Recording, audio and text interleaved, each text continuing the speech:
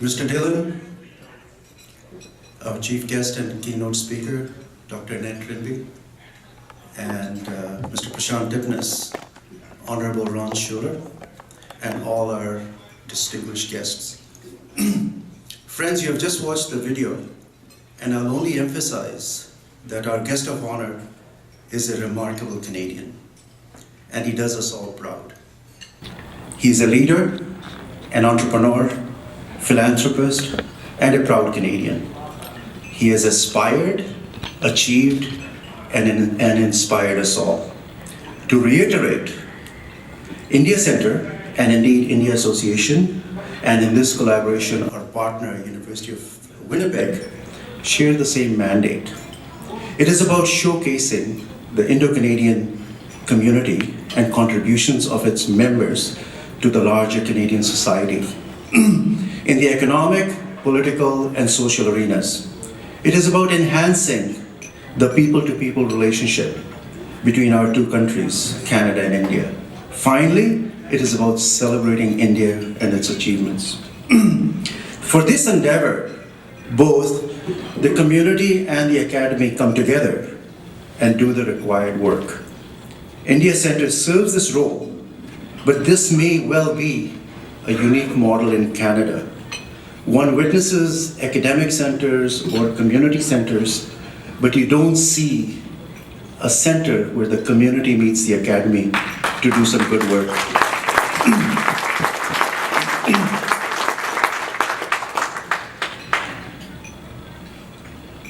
It is a virtual place driven by volunteers who are marked by passion and commitment.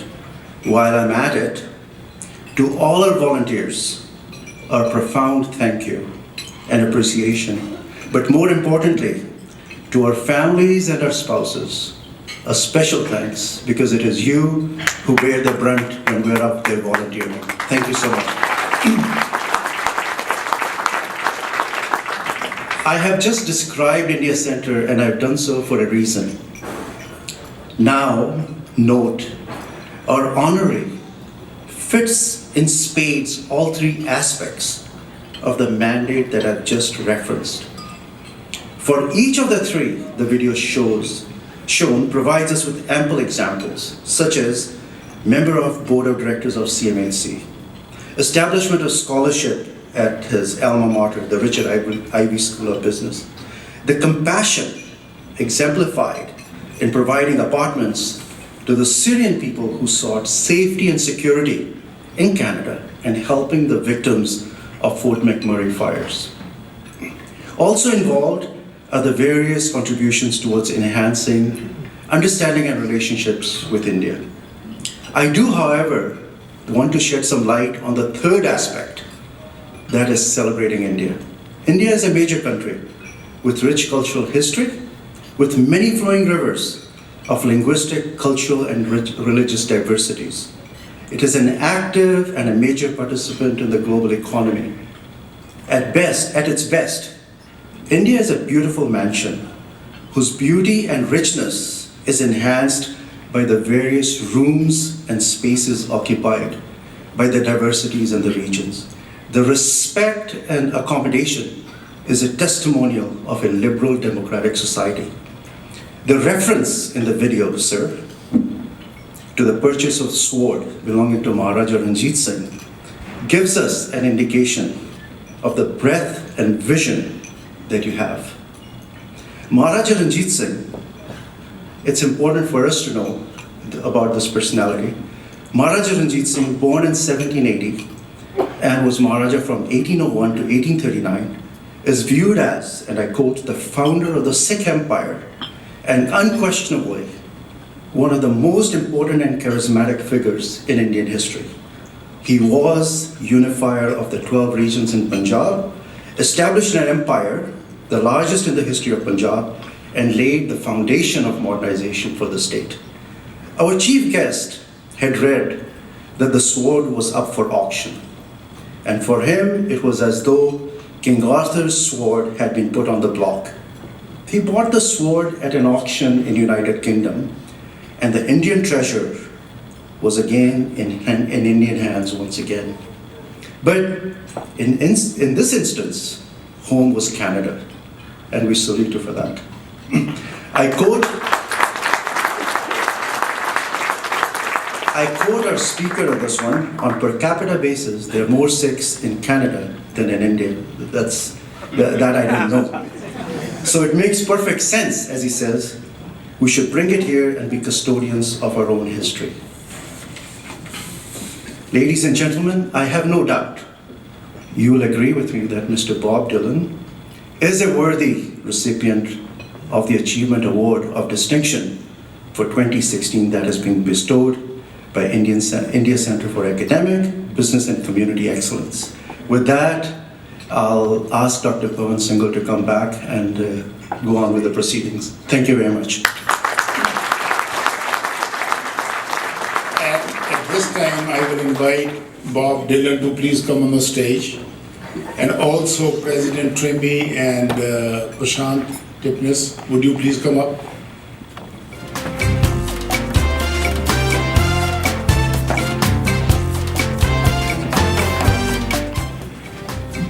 Ladies and gentlemen, Bob Dhillon.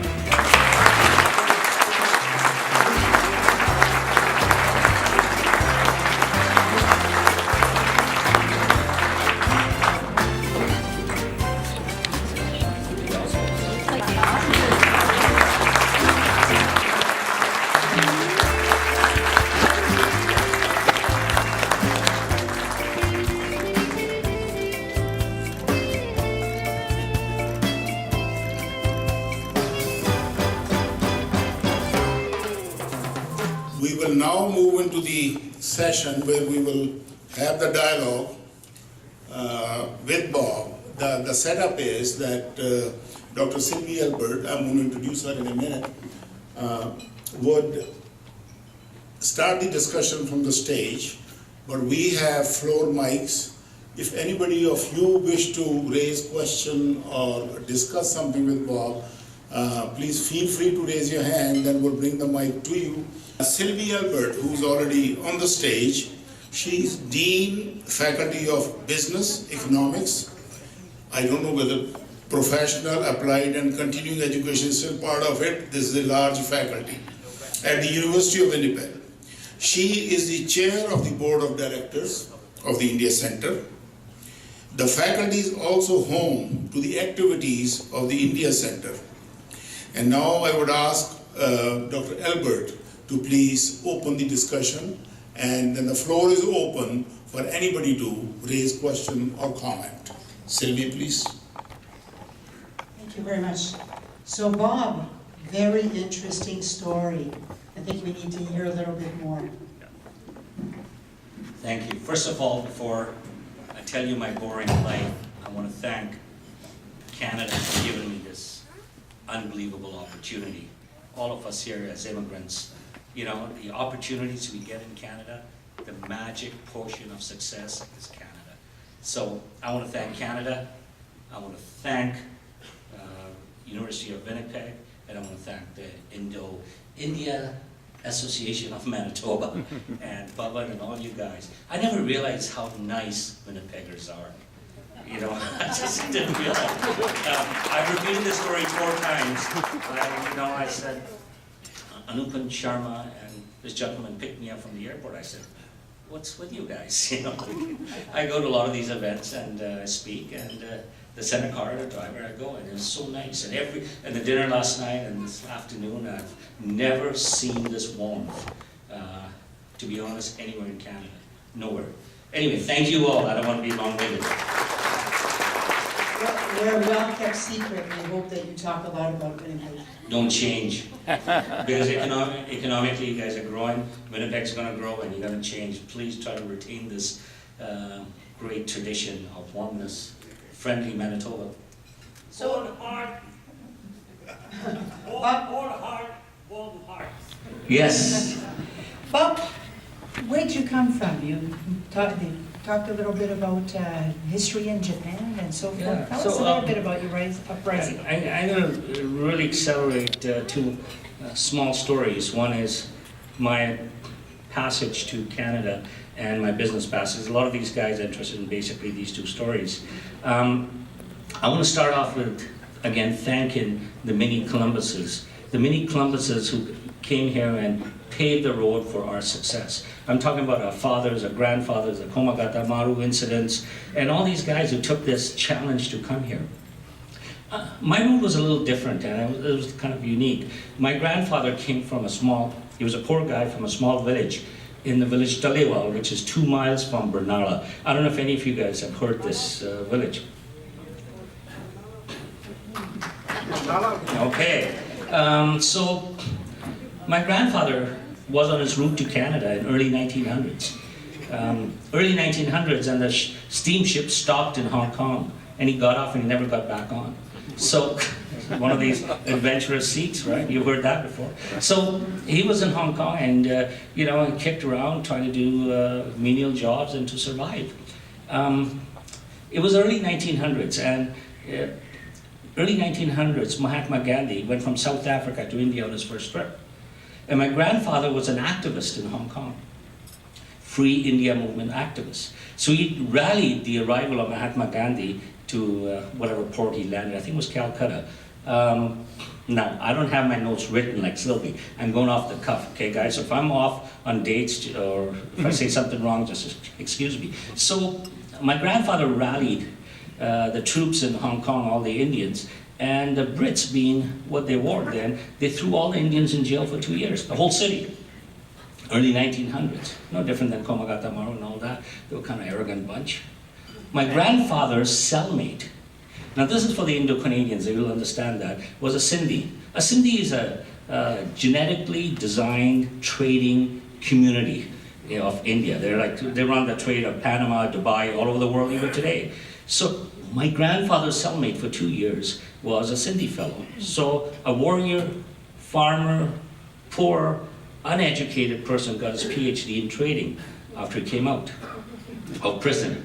So we were, like you guys have heard that expression, Jat Sikh. We were the first Jat Sikh traders globally. But my grandfather, and I was born in Japan.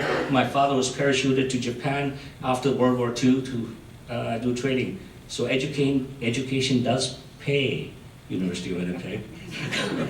So after 2 years, they came out of prison. He became a trader. My father was born in Hong Kong. I was born in Japan. There's one of the family outposts. And then they expanded the family outpost to Liberia, West Africa, which was, by the way, the only two Indian communities that lived there, rather than different from East Africa, were the Sindhis and the Sikhs.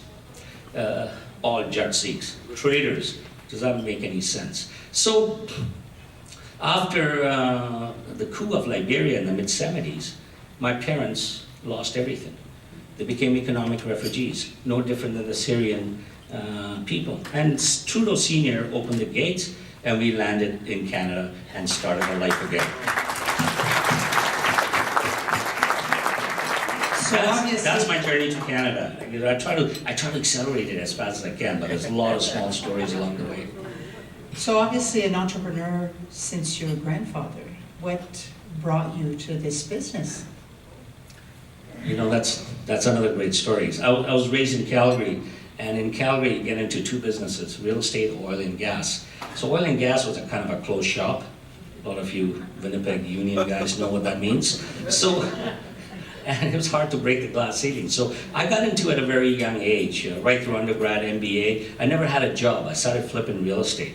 I just picked up these houses, fixed them up, and I kept doubling the bets. Like some of you have been to Vegas, I kept doubling, and I'm still doubling the bets now.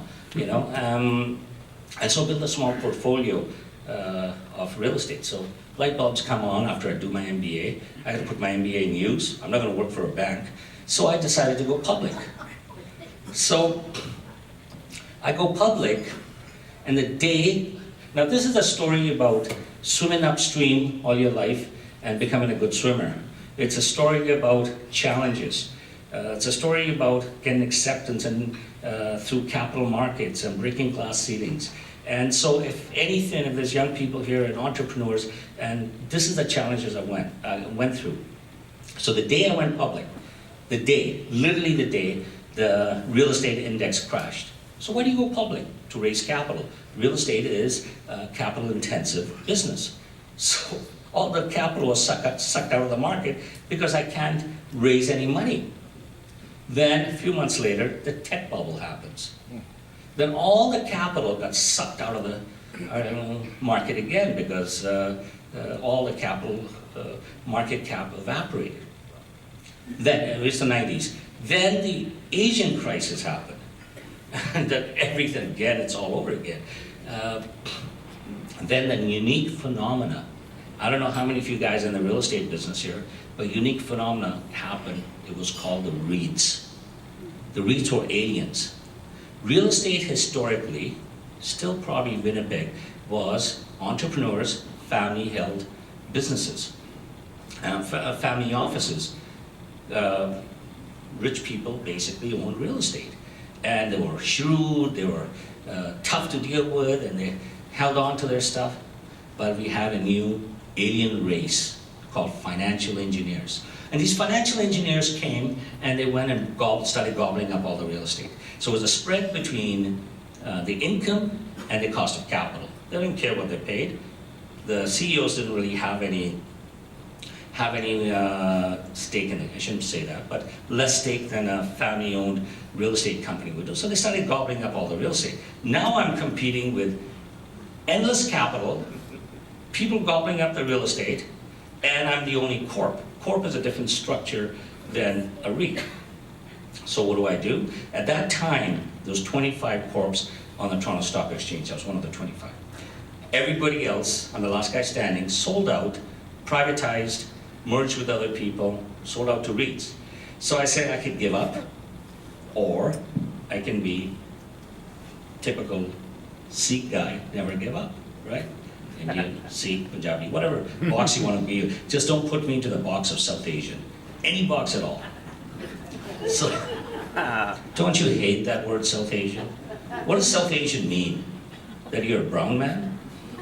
What does it mean? Does anybody ever question? Anybody calls you in South Asian? Anyway, I'm not going to go into politics. So, Soon. But that's an interesting subject. People call you South Asian. I accept it. I'm a South Asian, and nobody knows what that means. So, get back to we're on real estate, right? Yes. So You were still the last guy standing. Last guy standing. So I said, okay, I'm going to develop my business model. I said, I'm going to swim upstream. I'm going to fight. I don't really care. So rolled up my sleeves, went in the trenches, and developed. So there's a lot of variances. The REITs were all Eastern Canada. REITs never focused on the mid-market space, which was my space, never focused on apartment buildings that were add value because they needed to distribute the spread between interest rates and cap rate. So I went out there and I just competed. I competed in a zone where they weren't competing, but that was free money, and my cost of capital was significantly higher. And then now, a few years later, I was the best performing stock, outperformed the REITs. We had overall 1,270% returns in 5 years of double digit. The motto here is I'm not here to show off, but I'm telling you, I just didn't give up. And tenacity, I kept going, and I haven't started yet, either.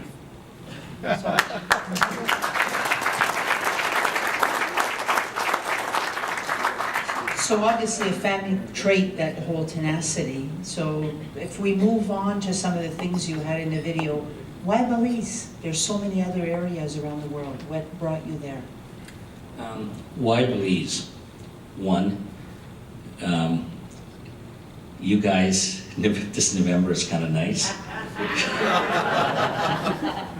Right? So, do I have to tell you why? Warm weather?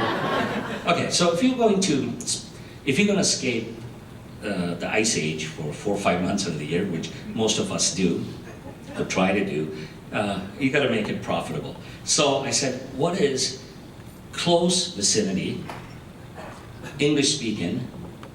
You know, Spanish is a beautiful language. I speak a little bit of Spanish, but doing business in Spanish is a different thing. Doing salsa dancing and hanging out with Spanish people is different than doing business. So English speaking, common law, opportunity, and a close flight. Belize. And it was That's why I wrote a book on it. It was an unbelievable opportunity. So I was really in the game, 20 years ago, went out there about a 3,000 acre island. Now you can't do it, but it is a great opportunity. Even today, it's at ground zero.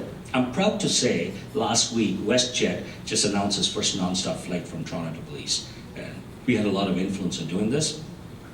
Canada is going to, any of you been to Belize? Has any of you been to Belize? Hopkins? It's a beautiful place, isn't it? So my title of my book was going to be The Last Virgin.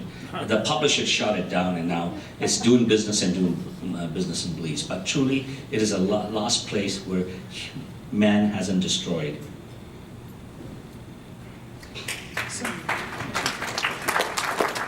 So Canada and Manitoba particularly are quite well known for its open policy for immigration and refugees. So you yourself have lived through this experience and seen the benefits, particularly in all of your investments and so forth. What do you think this holds for us going forward? First of all, Winnipeg has not, or Manitoba has not yet been discovered.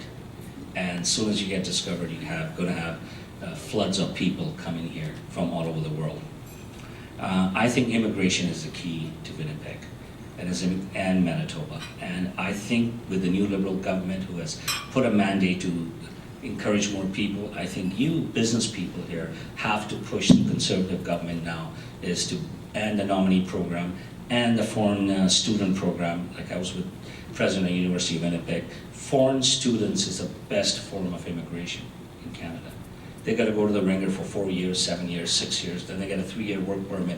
They got to pay the dues for 7 years, and then they become, they get a PR card. And so there isn't a better form of immigration than a foreign student. I would just load these universities up with foreign students or even create access capacity, and it balances your books. And it's a $9 billion export program. So in your opinion, is there a lot of opportunities in India for students to come here? Absolutely. I think India is a great country, but its infrastructure is 50 years old. From the roads to the ports, the schooling system. 50% of the population is under the age of 25. 65% of the population is under the age of 35, and they're all having kids. And so the infrastructure is not meeting the demands. So what are you going to do? Is they have to go outside for education. So you're going to have brilliant minds in technology, sciences, to build your R&D base, to build your community of doctors. So you talk about some of the opportunities that are available here in Manitoba, Winnipeg particularly. What other things do you see here? I think today you've mentioned real estate and so forth. Can you enlighten us about some of the things that we should be looking at? The first step is immigration. If you don't have people, you're going to have no economy. So if you have no people, you're going to have no economy. You're resource rich. Last 100 years was wars were fought over oil. The next 100 years of wars are going to be fought over water. You guys are sitting on a lot of water, and our partners in South have no water. And so you guys got resources, water, empty state, maybe 1 million people, load it up and bring them through the nominee program, bring them through foreign students, agriculture. Like I said, 65% of the population is under the age of 30, and the pork prices shot up because because of the middle class Chinese wanted more protein. You know what's the #1 export to China is from Canada? It's not lumber, it's called diapers. And why it's diapers is the #1 export is because Canadian products have credibility. I just borrowed the mic to remind the audience that we have 2 runners with the mic, cordless mic. If anybody has question, feel free to participate in the discussion. Yeah, there's a question. There's a hand up there at the back. Mr. Dhillon, you've been a tremendous community leader across the nation and a global businessman. Tuesday, the election that comes across the world will change the entire pulse of global economy. What's your perspective on what the result could impact and how it will impact the globe and domestically here in Canada and your business? Second is, what does Notley mean to Alberta since the late Premier passed? We expected him to be the star in the government. How's Alberta's economy? But first, the Trump presidency, what does it mean for the globe and Canada? First of all, I want to say I've never met anybody in my life like AJ Chopra. Never. His level of energy, his level of commitment, he is the #1 PR guy I've ever met. AJ, you're an amazing guy. Okay, let me answer you a question on Donald Trump.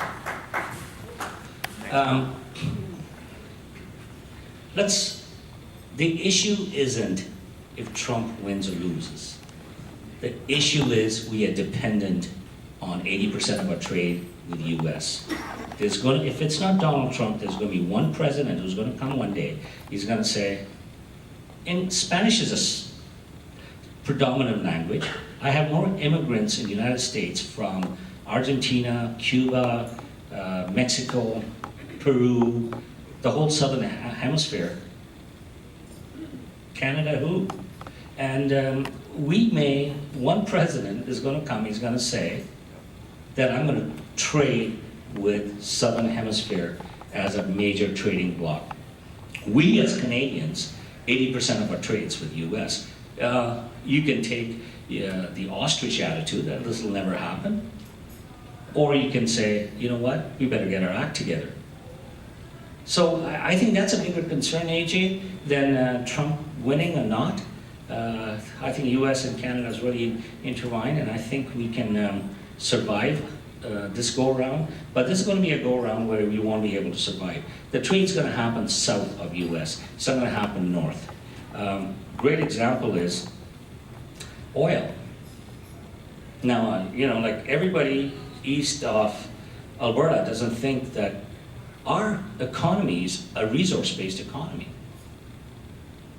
Like, our wealth is created by resource. If you think it's manufacturing or some service industry that some of your economists, not you, so I hope, is talking about, it's not. A great example is Fort McMurray fires.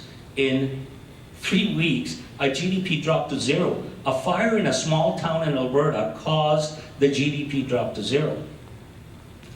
So we gotta develop our resources while somebody wants them. So what I'm trying to say about the US is, because they're the only buyer for our oil, they can charge a differential. They can say no to Keystone Pipeline.